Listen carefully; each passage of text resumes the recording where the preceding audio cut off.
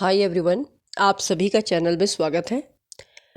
आज हम इस वीडियो में सीखेंगे कि अगर आपको किसी स्ट्रेंजर से मतलब जिसको आप जानते नहीं हो उससे बात करनी है तो उसमें जब हम हिंदी में बोलते हैं उसे इंग्लिश में किसी स्ट्रेंजर से जब बात करनी हो तो हम उसे हिंदी की चीज़ों को हम अंग्रेजी में कैसे बोलें वो बोलना सीखेंगे।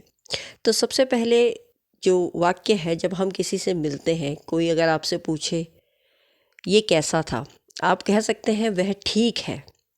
ये कैसा है, वह ठीक है। वह ठीक है कि अगर हम इंग्लिश बनाते हैं तो उसको हम बोलते हैं दैट्स ओके। क्या बोलेंगे आप? That's okay. ये जो दैट्स लगाया है THATS, अपोस्ट्रोफी जो लगाया है, ये कॉन्ट्रैक्ट करके लगाया है। कॉन्ट्रैक्ट करके लगाया है, इसका मतलब ये है कि दैट इज़ ओके। अगर आप ऐसे भी बोल सकते हैं दैट इज़ ओके, वह ठीक है। ठीक है, इट्स ओके। मैंने आपसे बोला ठीक है तो हमने बोल दिया इट्स ओके। वह ठीक है, दैट्स ओके। कोई बात नहीं। अगर आप किसी को बोलते हो अरे कोई बात नहीं, इसमें कोई प्रॉब्लम नहीं है, तो कोई बात नहीं की अंग्रेजी बनेगी नो प्रॉब्लम। आपका क्या नाम है? जब आप किसी से मिलते हैं तो आप सबसे पहले यही पूछते हैं आपका नाम क्या है, या आप ये भी बोल सकते हैं आपका क्या नाम है। तो इसे इंग्लिश में बोलते हैं what's your name. What's your name. अब उत्तर में आपको मिलता है जैसे मेरा नाम राम है, श्याम है, एनीथिंग एल्स। तो आप स्टार्ट जैसे करें, आपसे किसी ने पूछा आपका नाम क्या है या आपका क्या नाम है, व्हाट्स योर नेम। फिर आपने रिप्लाई दिया मेरा नाम ये है, माई नेम इज़। जो आपका नाम है आप बोल दीजिए। फिर आपसे कोई, आप किसी से पूछते हैं आप कहाँ से हैं। जब आप स्ट्रेंजर का मतलब है किसी अनजान व्यक्ति से मिलेंगे तो आप यही पूछेंगे सबसे पहले आप कहाँ से हैं। तो उसके लिए इंग्लिश में आप कैसे पूछ सकते हैं, वेयर आर यू फ्रॉम। आप कहाँ से हैं, where are you from. Suppose उसने कहा मैं दिल्ली से हूँ, या आपसे कोई पूछता है आप कहाँ से हैं, तो इसकी अंग्रेजी बन गई वेयर आर यू फ्रॉम। अब आपको बोलना है मैं दिल्ली से हूँ या मैं बॉम्बे से हूँ, तो आप बोलेंगे आई एम फ्रॉम दिल्ली। अगर आप दिल्ली से हैं, आप जिस भी जगह से हैं आपने उसके आगे लगा देना है आई एम फ्रॉम, और उस जगह का नाम लगा दीजिए जिस जगह से आप बिलोंग करते हैं। नेक्स्ट, फिर आपसे पूछा जाए, सपोज़ आप किसी को पूछ रहे हैं आपकी आयु कितनी है, तो आपको जब पूछना हो कि आपकी आयु कितनी है, किसी की उम्र के बारे में पूछना है, तो उसको इंग्लिश में बोलेंगे how old are you. How old are you. इसके बाद यदि आपको उत्तर में अगर मिलता है, यदि आप इसे पूछा जाए तो आप बोल दें मैं 20 साल का हूँ, आई एम 20 ईयर्स ओल्ड। अब आप 20 हैं, 30 हैं, 40 हैं, जितने भी हैं आप उसमें लगा दीजिए आई एम, आपकी उम्र जितनी है, ईयर्स ओल्ड। आप क्या करते हैं? जब आप स्ट्रेंजर से बात करेंगे तो आप यही बोलेंगे आप क्या करते हैं, व्हाट डू यू डू। अब अगर वो स्ट्रेंजर है, वो बोलते हैं कि मैं अगर छात्र हूँ, तो वो बोलेगा आई एम अ स्टूडेंट। अगर कोई शिक्षक है, I am a teacher.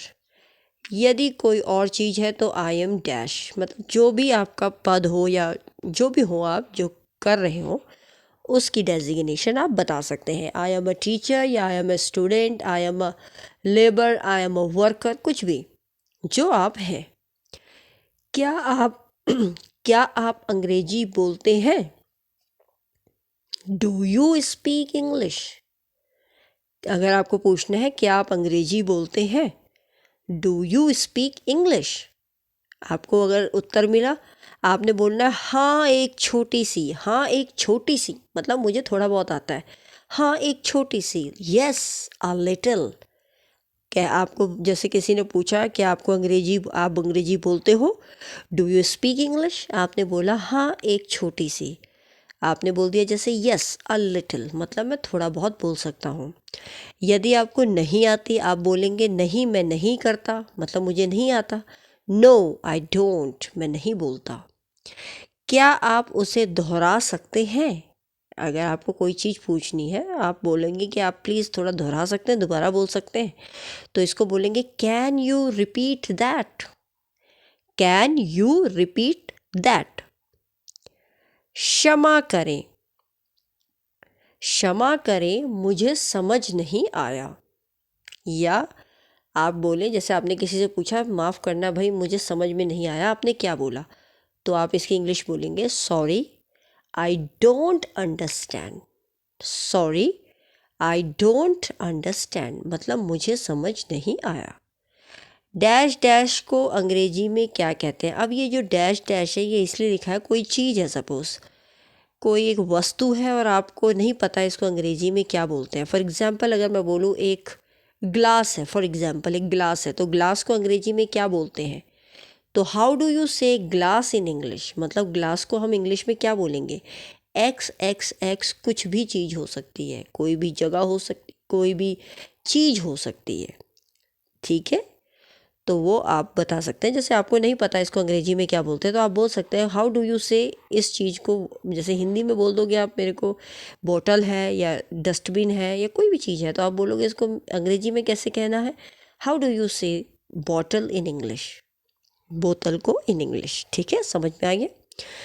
Bathroom कहाँ है? सपोज़ आप किसी के घर गए और आपको उनका बाथरूम नहीं पता, तो आप पूछेंगे बाथरूम कहाँ है, हिंदी में तो ऐसे ही बोलेंगे, लेकिन आप इसकी इंग्लिश कैसे बनाएंगे?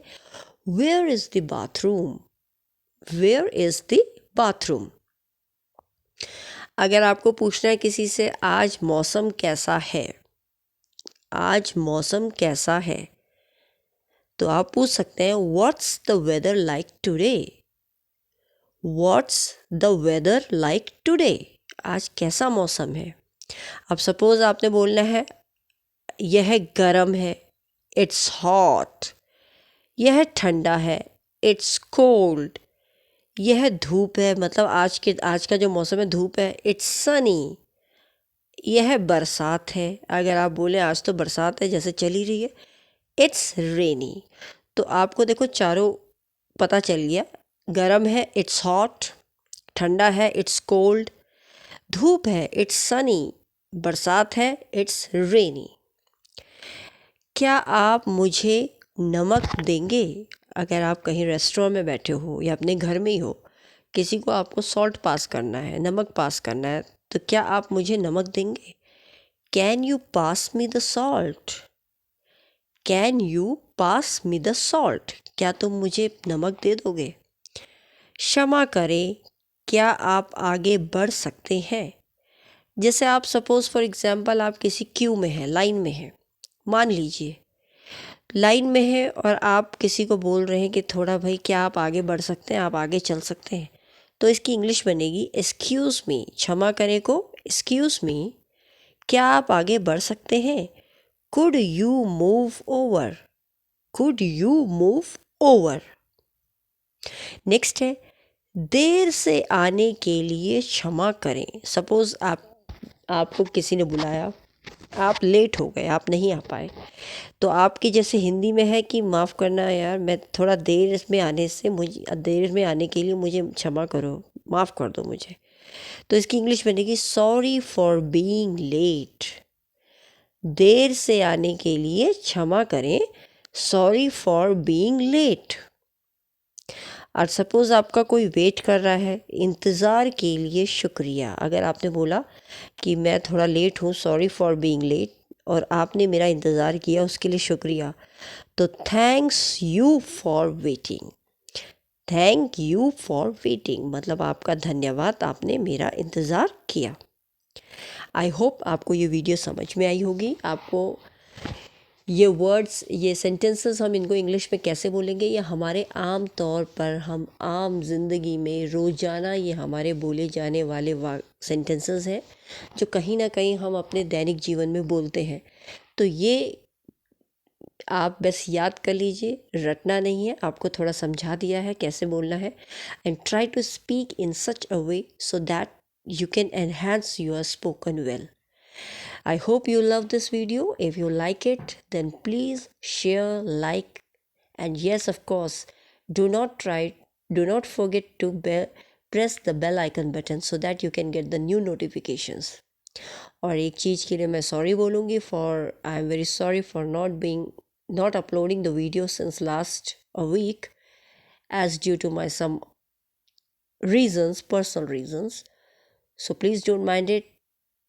From now it's going to be a regular videos which I will be delivering you.